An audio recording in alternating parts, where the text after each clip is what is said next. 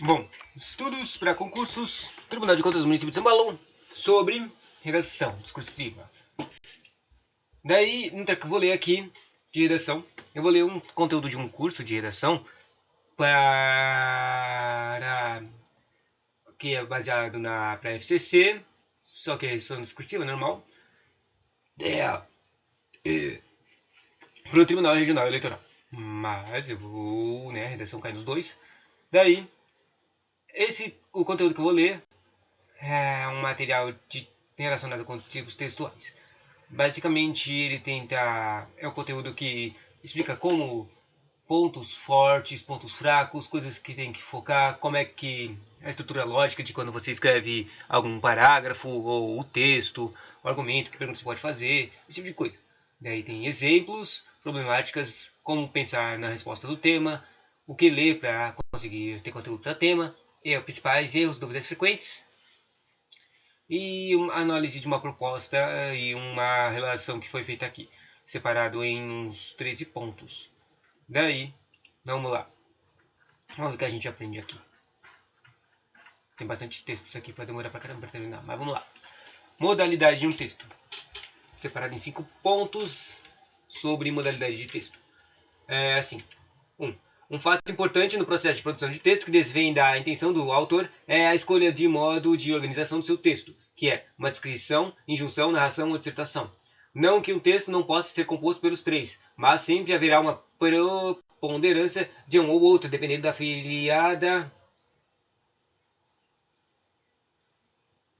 finalidade que se destina. Daí, ou seja, o modo que você organiza o texto vai ser de um jeito dependendo da finalidade. Depois, 2. Quando evidenciamos algo dos seres, objetos, ambientes ou paisagens, estamos fazendo um retrato verbal daquilo que se quer mostrar. Estamos fazendo uma descrição. Ele pode ser objetivo ou desubjetivo. Escrever alguma coisa com evidências é uma descrição. Uma narração apresenta fatos vividos por personagens numa sequência temporal. Quando narramos, contamos uma história na qual se destacam os seguintes elementos. Personagens são os participantes do fato, o espaço e o lugar. Onde acontecem os fatos, quer dizer, daí tá falando a narração, daí tem os personagens, que são os participantes do fato, tem o espaço, que é o lugar onde acontecem os fatos, o tempo, que é a época em que os fatos ocorrem, e o enredo, que é o encarregado de fatos. E a dissertação é uma exposição de uma ideia, a defesa de um ponto de vista, um questionamento sobre algum assunto, análise de um tema, e apresenta sempre uma argumentação comprovando um ponto de vista.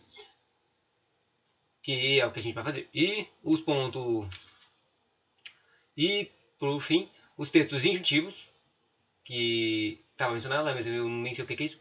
Tem a proposta de instruir, informar, auxiliar, aconselhar e recomendar. Para isso, eles oferecem desde o passo a passo das ações que devem ser realizadas até o aconselhamento de como proceder. Agora, só para... Isso aqui é o conteúdo de texto. De texto. Obviamente, isso você pensaria. Se você fosse básico. Não, raso.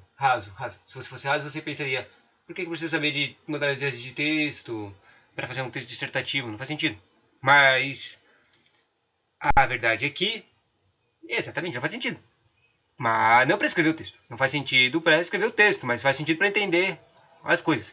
Basicamente, essas coisas aqui, essas descrições, essas narrações e essas dissertações, e também os textos injuntivos, são os textos que vão ser a base, sabe? As bases argumentativas, os textos... Qual é mesmo o nome desses textos que colocam para antes de escrever?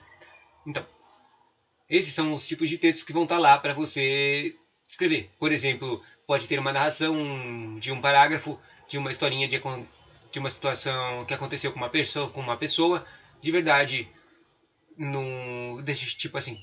Um caso que era para escrever um texto sobre a implementação da saúde. Daí vai lá e nos textos argumentativos tem um caso de saúde, tem uma narração de um caso de um carinha que não conseguiu ser atendido na saúde do SUS.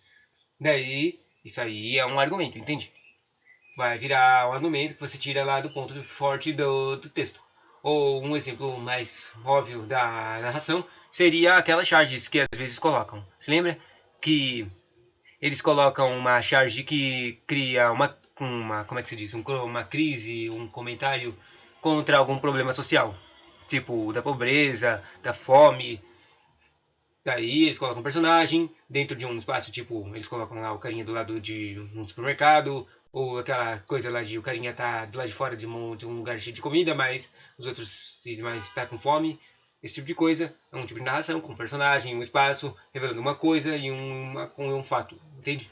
Ou seja, as modalidades de textos de descrição, narração, dissertação e também disjuntivos vão ser representados nos textos que são usados para dar base a você criar o seu texto do tema.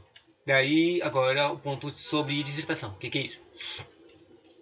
Aqui começa o conteúdo de explicar como escrever uma dissertação e como formular os parágrafos, né? Assim, ao construir um texto argumentativo, o produtor deve para marcar sua opinião e defendê-la no decorrer do desenvolvimento textual, para que se tenha mais chances de argumentar com clareza e consiga atingir os objetivos com convencimento do interlocutor. É preciso que sua tese seja enunciada no decorrer do texto, desse modo, o ponto de vista sobre determinado assunto no interior do texto recebe o nome da tese. Após tê-la definida e enunciada nas produções, os produtores devem organizar seus argumentos para defendê-la de maneira lógica.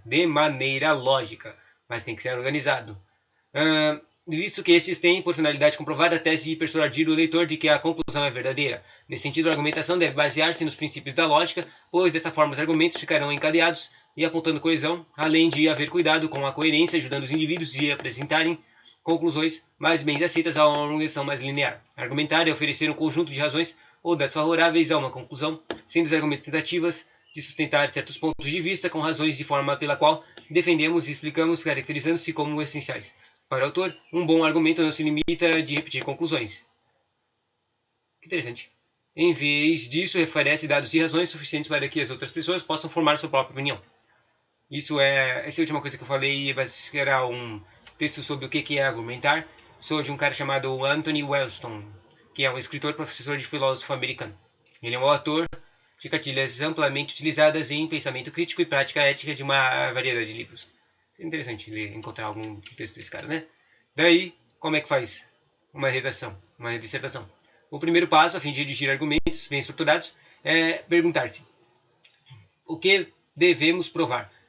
A que conclusão queremos chegar? Na sequência do produto, na sequência, o que queremos provar e qual é a conclusão que queremos chegar. Daí, na sequência, o produtor deve apresentar as suas ideias seguindo uma ordem buscando por argumento de formulação relativamente curta, que revele seu raciocínio ao leitor. E a utilização desses argumentos curtos, escritos em um ou dois parágrafos, é uma ótima forma de evitar falhas e melhor organizar o texto, pois as produções se tornam mais concisas e objetivas. Ou seja, faça use argumentos, orações curtas. Quando são submetidos à prova de redação, já que não lhes é ofertada grande extensão para a construção de suas redações, só 20 de 30 linhas. Daí, como é apresentado anteriormente, certa consiste em expor pontos. Daí, como é que se faz isso?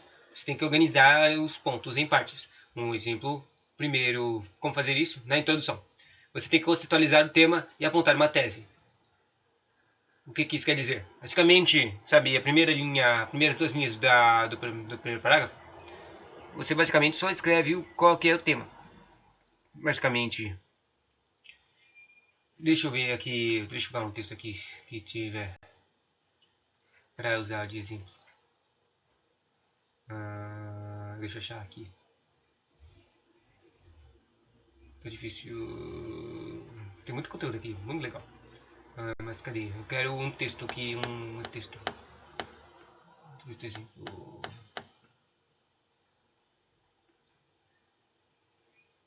Aqui tem uns textos exemplos. Aqui. Eu achei um exemplo de um texto feito. Não sei quem é o autor, talvez seja o professor. Mas vamos lá. Nise de Silveira foi um renomado psiquiatra brasileiro que, indo contra a comunidade médica tradicional de sua época, lutou a favor de um tratamento humanizado para pessoas com transtornos psicológicos. Isso aqui é sobre o tema de o estigma associado a doenças mentais na sociedade brasileira. Daí ele fala sobre, na introdução ele coloca o tema que ele vai defender, entende? Que no caso aqui foi falado, ele fala de um psiquiatra que tinha sido considerado, ou seja, era o estigma, né? Quando ele lutou a favor dos tecos mentais, doenças mentais. Isso foi no primeiro parágrafo. Teve 3 linhas para escrever isso. Mas eu vou tentar, já cansei. Sério, só vou ler o treco aqui, ou seja, colocar a lei seca aqui na cabeça. Ambas da forma breve e concisa, na introdução, concisa mais que aponte quais são os caminhos pelos quais sua argumentação seguirá. No primeiro período, tema. Introdução. Segundo período, tese.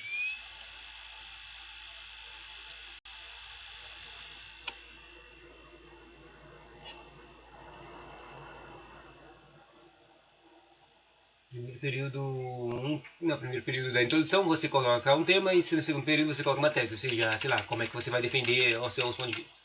Segundo ponto, desenvolvimento. Também dividido em dois.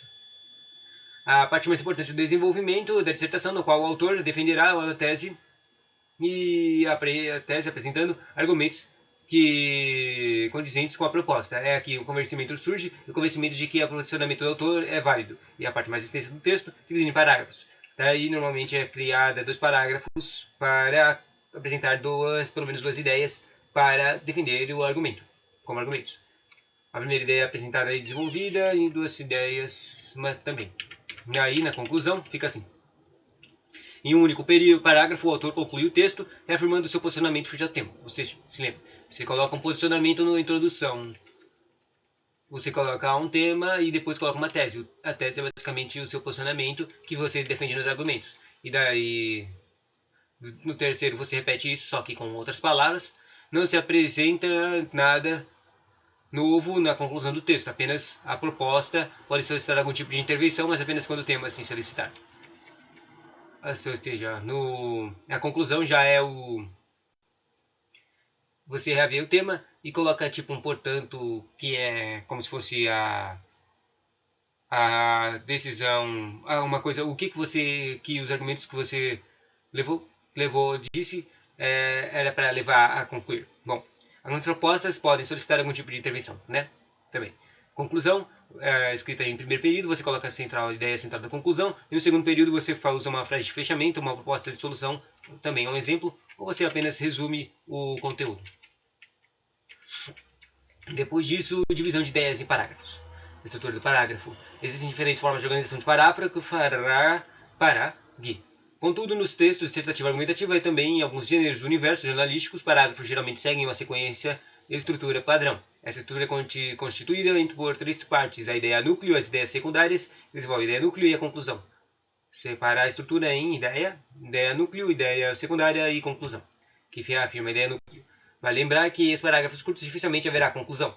Dica: insira o tópico frasal, que é o autor deve começar com o tópico frasal a primeira frase do parágrafo, que deve apresentar uma síntese da ideia principal do texto. É o treco que eu, sei lá.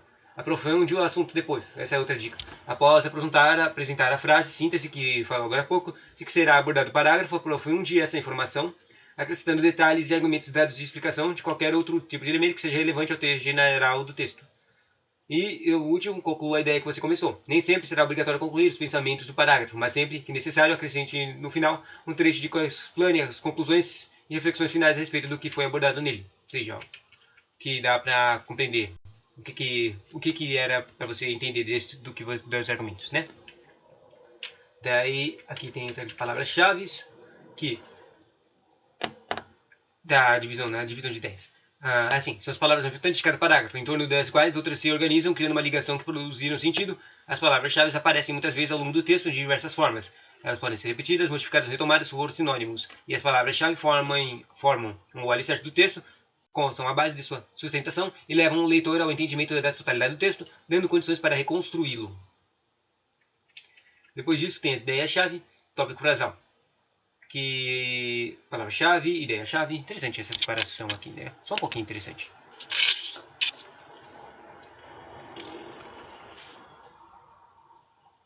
Ideias chaves.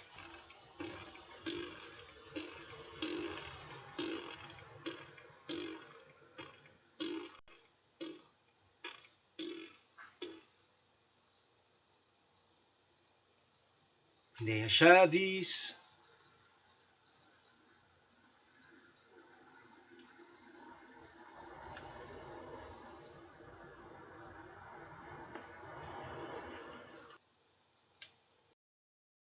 Isso.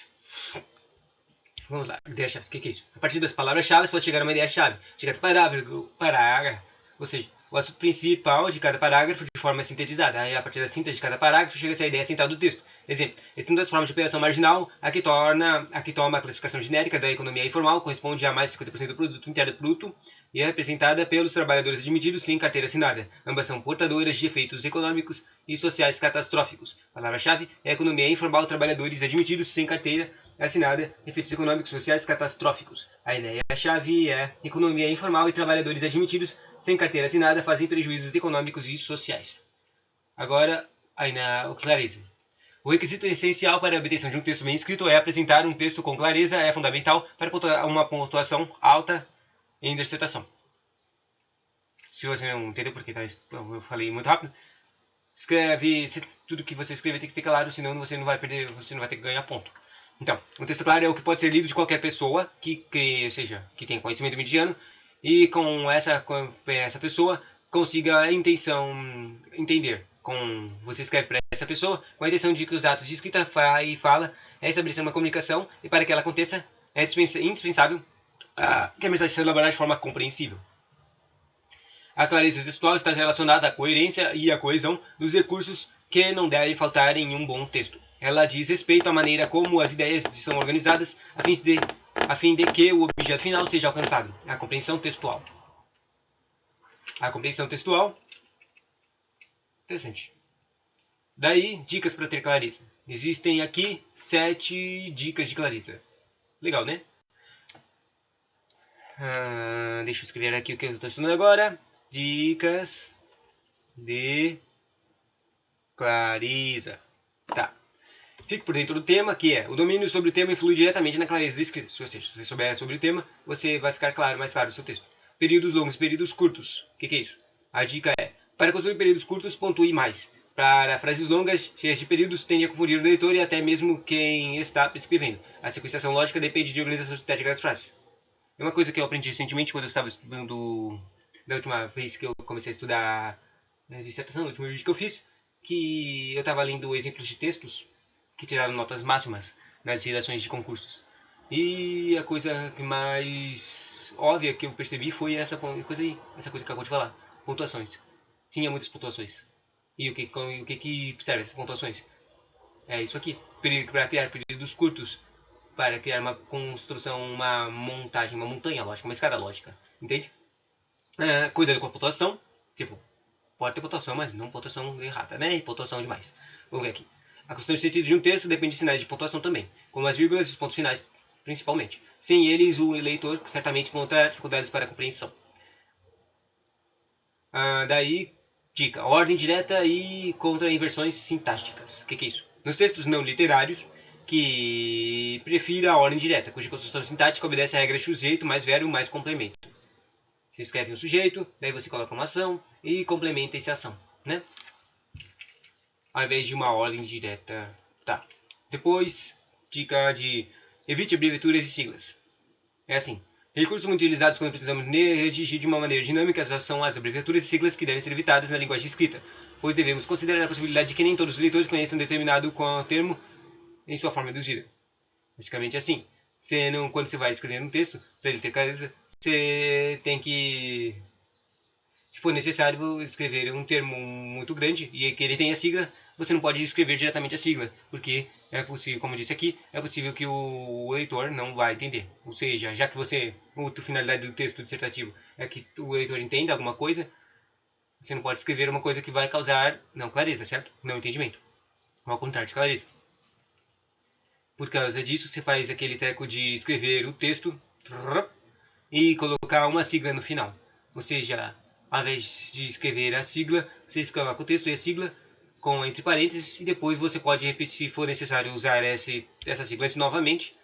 Por exemplo, você está escrevendo de algum órgão federal, tipo INSS, você coloca só INSS lá no treco. Bom, subjetividade contra objetividade. O que é isso? Basicamente você tem que entender o que é subjetivo e objetivo, né? Na dica. Subjetivismos são geralmente revelam estados emocionais, características que prejudicam a objetividade e clareza do texto. Ou seja, basicamente, num texto dissertativo você tem que ser sempre objetivo. Mas aí você nunca pode ser subjetivo. E o que é sobre ser subjetivo é tirar conclusões extras sobre coisas, usando palavras para que representam coisas extras. Coisas que inferem, fazem a pessoa interferir em coisas extras que não são relativas ao conteúdo, tipo uma emoção ou alguma característica prejudicial. E a última dica é o vocabulário, que é usar termos obsoletos e obscuros prejudicam a clareza do textual, principalmente quando empregados fora do contexto. Uma palavra fora do lugar já é o suficiente para confundir o leitor, portanto escolha cuidadosamente a cada palavra e evite aquelas cujo significado você não tenha muita certeza. Esse aqui é um dos principais erros de clareza, né? Daí a coesão, o que é isso? A coesão e coerência é um texto não pode ser entendido apenas como um amaranhado de frases isoladas, mas é necessário considerar que existem elementos linguísticos cuja função principal é a de estabelecer as relações textuais, já que são chamados de recursos de coesão textual. Qual que é a coesão textual? Quando a interpretação de algum elemento no discurso é dependente de um do outro, um elemento pressupõe um outro no sentido de que não pode ser efetivamente decodificado a não ser por recurso ao outro. A coesão diz respeito à maneira como as palavras e as frases que compõem um texto, os chamados componentes de superfície textual encontram-se conectados entre si numa sequência linear por meio de dependências de ordem gramatical. A coesão pode ser dividida em três tipos: referencial e sequencial. A coesão referencial é assim. Já que falou dessa separação aí. A coesão referencial e é o quê? E tem exemplos aqui. A coesão referencial ocorre por meio de substituição de ou e da reiteração. O leitor recupera informações dadas no texto e ocorre quando um componente linguístico é retomado, ou seja, uma anáfora, ou é precedido, uma catáfora, por um protoforma. Exemplo, ela é muito dedicada à minha mãe. Retomou quem é muito dedicada? A quem ela é muito dedicada? E aí retoma o treco, a minha mãe. E o Josenildo estava exausto, pois ele, daí esse aqui é o retomado, né? Pois ele, eu estou retomando ao Josenildo, quem é ele? É o Josenildo, havia trabalhado o dia todo. Isso é interessante. Depois, a segunda coesão, a sequencial. O que é isso? A sequencial constitui pelo qual o texto progride sem haver retomada, recorrência de itens. Recorrência. Progride numa sequência, entende? Faz-se por meio de conexão. Deve-se ressaltar que o uso adequado de elementos coesivos facilita a compreensão do texto. Basicamente, esse treco da pontuação, né, que falou agora há pouco de clareza. A coesão ajuda a estabelecer a coerência na percepção dos sentidos do texto. O sentido de transmitir o sentido a transmitir ou a mensagem é definido, delimitado ou organizado por meio de palavras, e o sentido das palavras, em seu turno, determina-se em relação ao contexto. Ela se realiza nas relações entre elementos sucessivos, tais como artigos, pronomes, adjetivos, em relação aos substantivos, formas verbais em relação aos sujeitos, o tempo verbal nas relações e espaços temporais constitutivas do texto e etc. Na organização do período de parágrafos das partes do todo como formadoras de uma cadeia de sentido capaz de apresentar e desenvolver um tema ou as unidades de um texto. Eu não entendi essa coisa sequencial no final, essa parte final aqui que falou, pai. Como é que ela se realiza com relações de artigos, pronomes, tempos verbais, Daí aqui o exemplo da sequencial, que é: além de ser bom filho, vírgula, também é um bom marido. Ou seja, uma sequência. Fui bom filho, bom marido. Importante. As conjunções são fundamentadas para o processo de coesão, estabelecem relações de sentido entre os termos e entre as orações. Ou seja, quando está fazendo uma sequência, tem que ter uma relação entre os trecos. Né? Daí, agora, deixa eu anotar o que eu acabei de aprender. Coesão sequencial e coesão referencial. Referencial e clareza. Tá. Agora, operadores argumentativos. Isso aqui é muito importante, né? Na verdade, eu vou fazer um vídeo só disso aqui. Vou terminar aqui de operadores argumentativos.